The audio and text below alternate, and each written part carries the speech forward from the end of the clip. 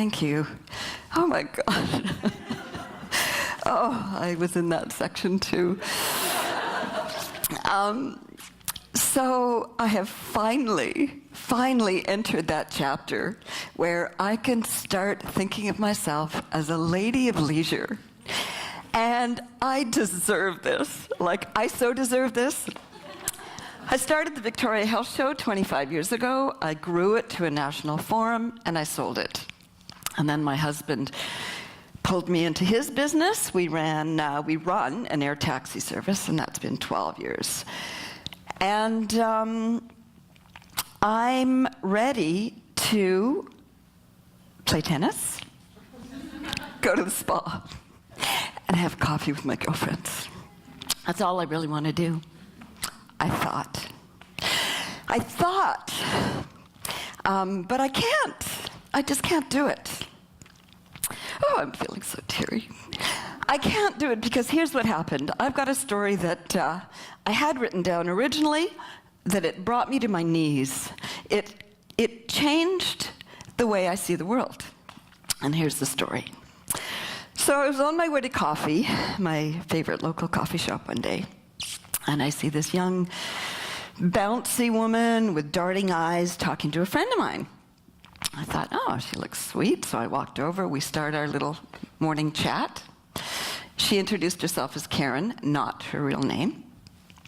And I said, hey, Karen, how are you? I'm fine, really, I'm fine. Should have been my first clue.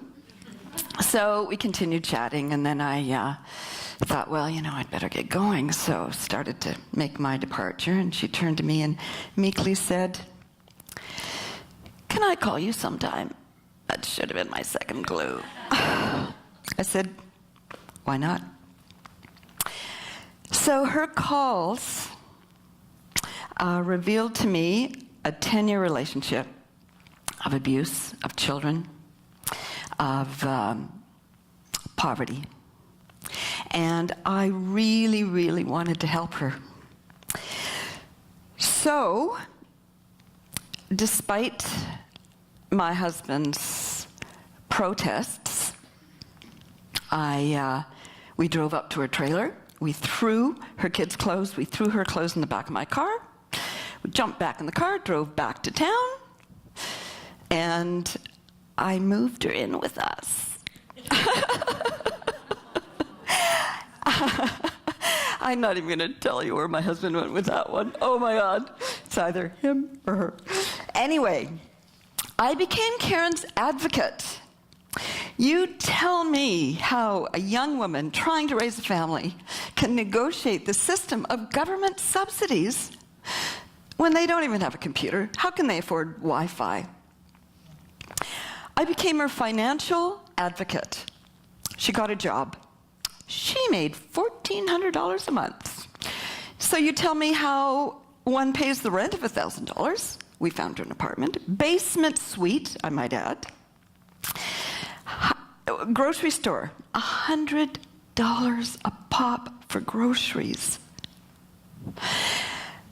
I became her fundraiser because I had no choice.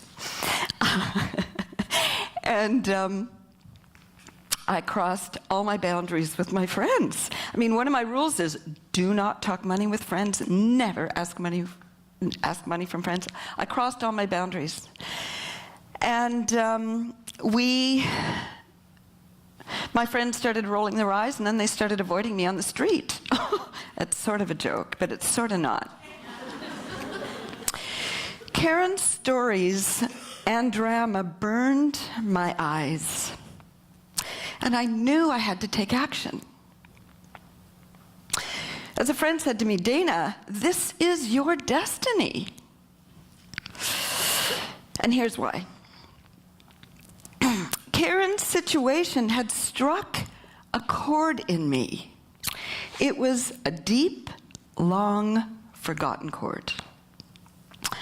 It was a gut ache, and it was a memory. It was a man's voice, just a bit too loud and a bit over the edge. And it hit me hard. It It was my dad. Because we were also one of those nice, normal families. Except when we weren't.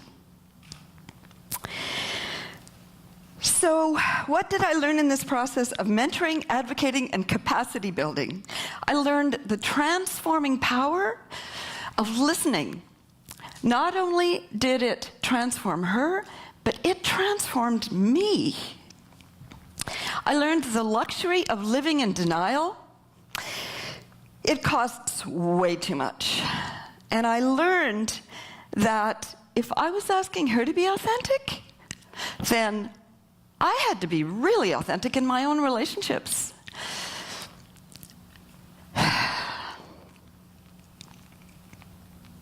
And I learned that committing to somebody in need and giving them hope is the most fulfilling feeling there is, and I wanted more.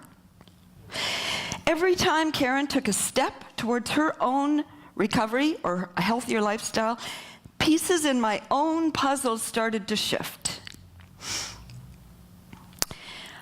I was shown the gap between my heart and my own wounds. And just as important, I was shown the gap between my words and my actions.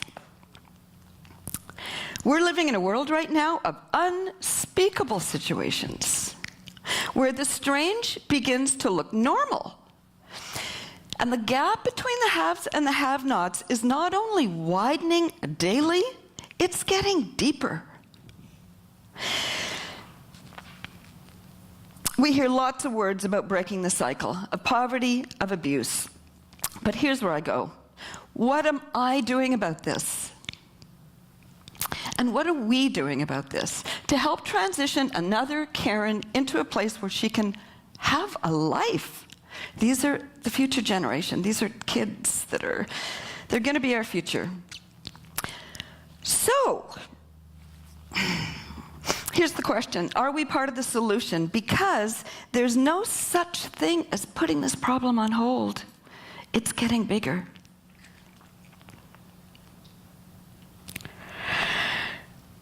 Community enterprise is part of our solution. My sister Barb and I have planned community enterprise for years. For years. I bumped into an old woman that I used to work with about 10 years ago, and she said, what are you doing? And I said, community enterprise. She said, Dana, you're finally doing this. And I was blown away because it's true. We've talked about it, well, you know, Kathy, ad nauseum.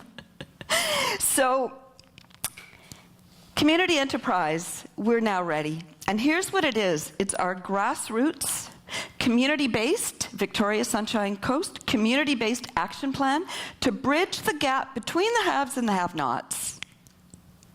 Community enterprise is about creating healthy families, one woman at a time. So it's 3 years later. Karen has a solid home. Her kids have lots of support. She's working. She likes herself. And we're friends. So how can you get involved with the advocacy process? What I know for sure, it's like my being the lady of leisure, if I change my attitude and if I change the way I look around in my community, then I can see the people who need help. I can see it. It's clear. It's glaring. It's glaring.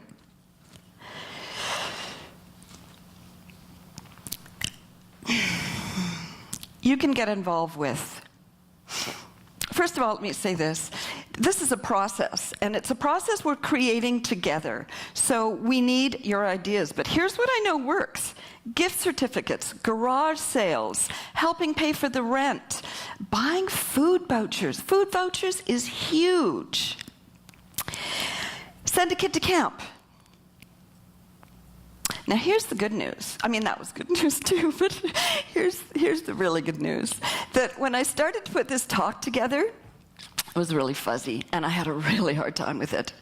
But people kept coming out of the woodwork, and the action in this is, my thing is, I've got a passion for painting. I love painting. All I want to do is paint. Do I want to do this? I'd rather paint. So what I'm doing is all my paintings are, the money goes right into community enterprise. So all of a sudden, it feels so good to paint. 2 friends of mine came up and said, hey, Dana, we're going to start an Uber kids service. And I said, what do you mean by that? They said, Uber, taxi cab, we're going to start taking kids and helping out mothers, because mothers are always running their kids. I went, God, what a great idea. Is there red tape? We'll work around that. A friend of mine has a beautiful home on the Sunshine Coast, and when I just told her what we were doing, she just said, we'll give women respite for a few days here and there. We can help out. And then I walk in here, and Lorna from Bodacious, thank you, Lorna, I don't know if you're here, she said, why don't we take all your work and put it on our walls and sell it and give the money to community enterprise? So, I mean, that's...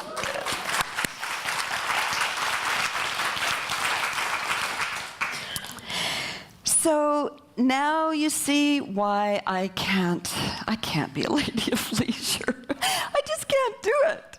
So what I'm asking you, especially women who have a lot of time on their hands, a lot of money would also be good.